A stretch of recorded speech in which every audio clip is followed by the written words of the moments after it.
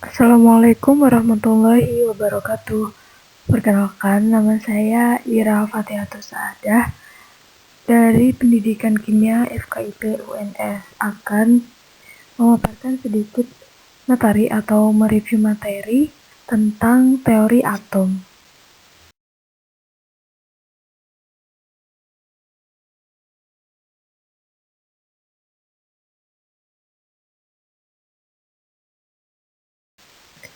Di sini nanti kita akan membahas tentang pengertian atom, teori atom, perbedaan model atom menurut para ahli, dan juga akan saya paparkan mengenai gambar model atom dari para ahli.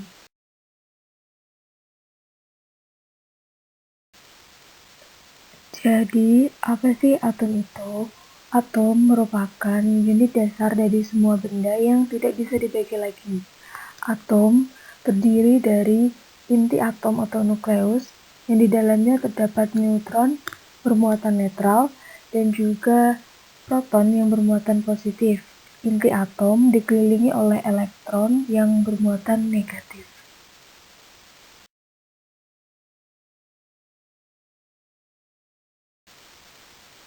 Selanjutnya adalah atom menurut para ahli. Yang pertama ada Demokritus sekitar tahun 400 sebelum Masehi. Demokritus mengatakan bahwa atom merupakan bagian terkecil dari suatu materi yang tidak bisa dibagi lagi menjadi bagian-bagian tertentu. Atom merupakan penyusun segala materi yang ada di dunia ini. Pada saat itu, Demokritus hanya mampu menyampaikan teori saja, belum mampu melakukan penelitian seperti yang dilakukan oleh ahli-ahli yang selanjutnya akan dibahas pada materi selanjutnya.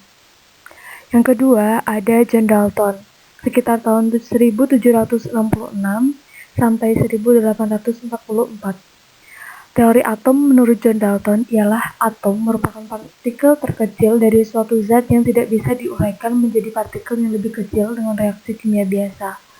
Semua materi terbuat dari atom yang tidak bisa dibagi lagi. Semua atom dari unsur yang sama, punya massa dan sifat yang identik.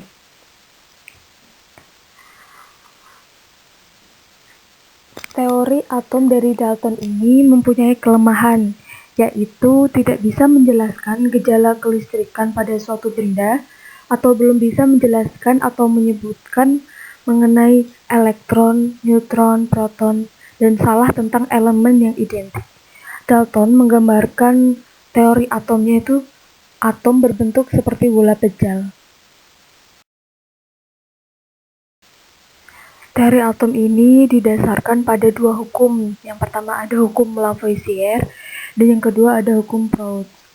Lavoisier menyatakan bahwa massa total zat-zat sebelum reaksi akan selalu sama dengan massa total zat-zat hasil reaksi. Sedangkan Proust menyatakan bahwa perbandingan massa unsur-unsur dalam suatu senyawa selalu tetap. Model atom Dalton seperti yang sudah saya jelaskan sebelumnya ialah digambarkan seperti bola pejal. Kelemahan teori Dalton itu tidak bisa menerangkan gejala kelistrikan suatu larutan yang bisa menghantarkan arus listrik. Bagaimana mungkin bola pejal dapat menghantarkan arus listrik? Padahal listrik adalah elektron yang bergerak. Berarti ada partikel lain yang dapat menghantarkan arus listrik di dalam atom itu sendiri. Yang selanjutnya adalah J.J. Thomson. Pada tahun 1900-an mengemukakan teori baru tentang atom.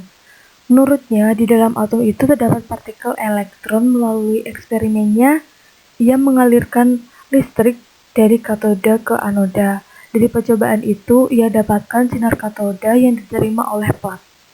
Kemudian, sinar katoda tersebut ditembakkan, dan hasilnya adalah ada yang belok ke arah positif.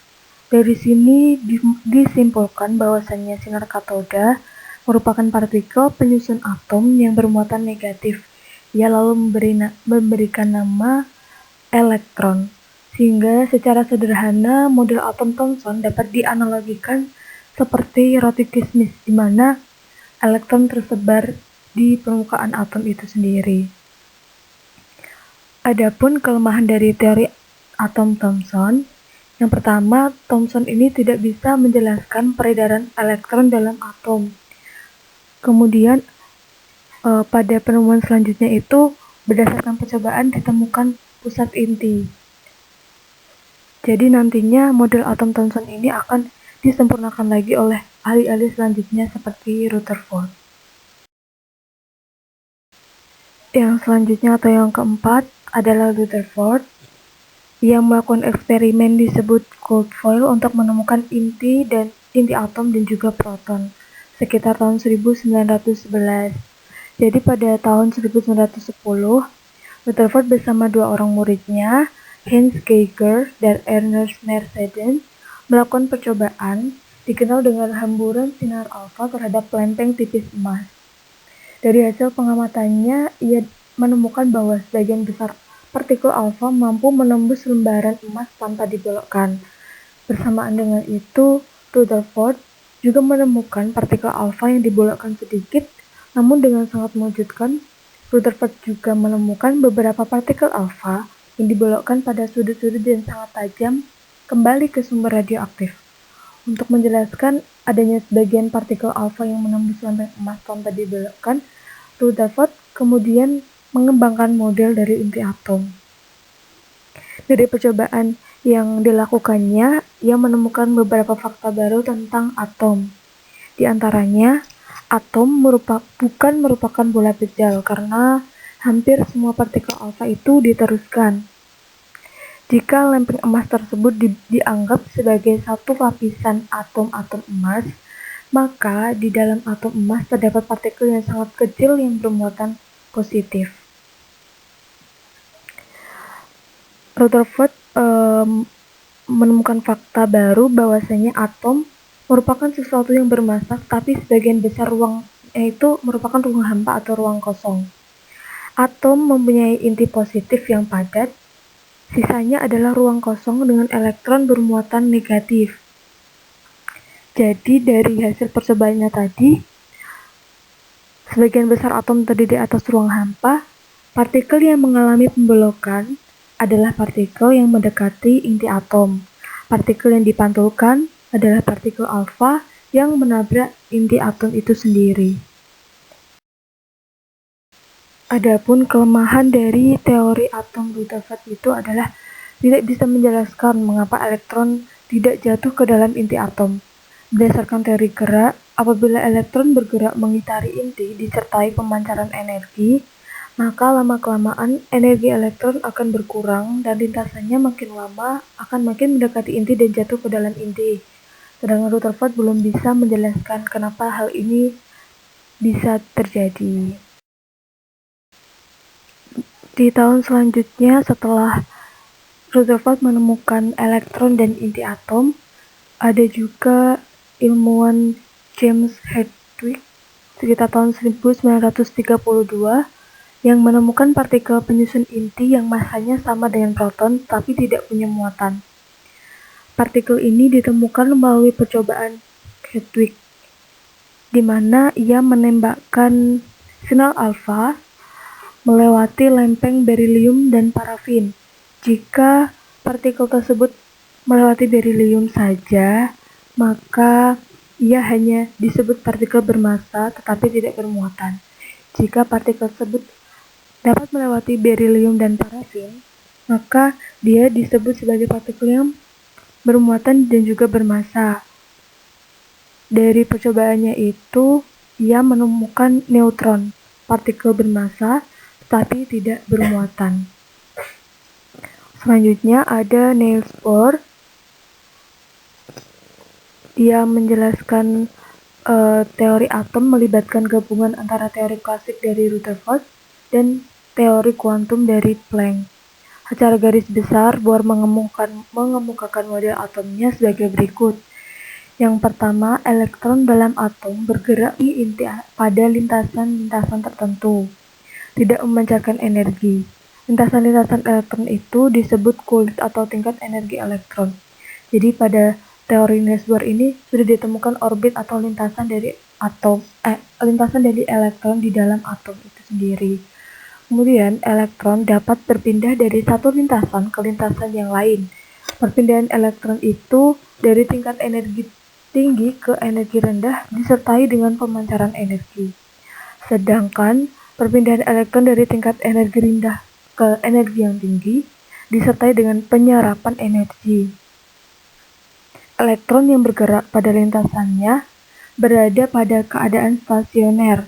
Artinya, elektron tidak memancarkan atau menyerap energi. Jadi, elektron itu hanya akan menyerap atau memancarkan energi jika dia melakukan perpindahan.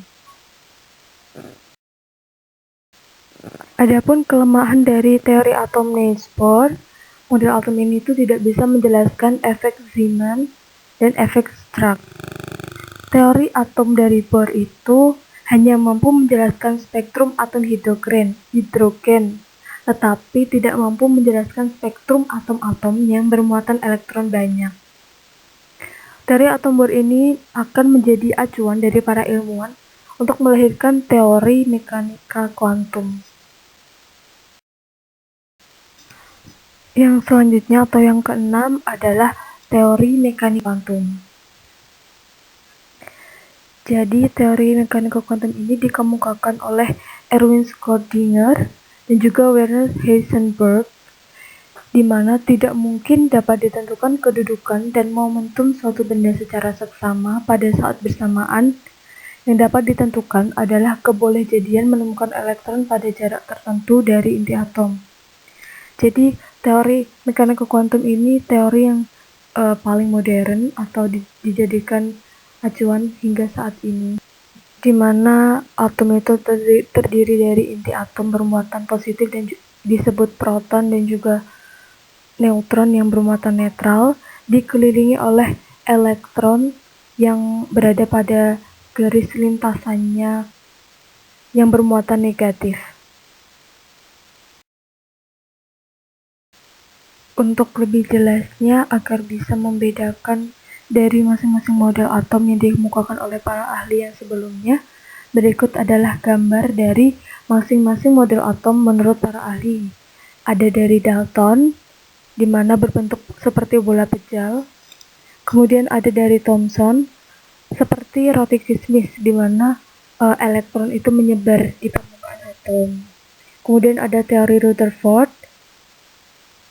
ada teori Niels Bohr, sudah mulai menemukan lintasan elektron dan menjelaskan peredaran elektron di dalam atom. Kemudian teori atom mekanika kuantum, teori atom paling modern, di mana atom terdiri dari inti atom bermuatan positif atau proton dan juga neutron bermuatan netral, dikelilingi oleh elektron bermuatan negatif yang beredar pada garis lintasannya masing-masing. Elektron hanya akan berpindah dari energi tinggi ke energi rendah atau energi rendah ke energi tinggi dengan cara menyerap dan memancarkan energi. Jika elektron itu hanya diam, maka ia stasioner, tidak memancarkan atau melakukan penyerapan energi.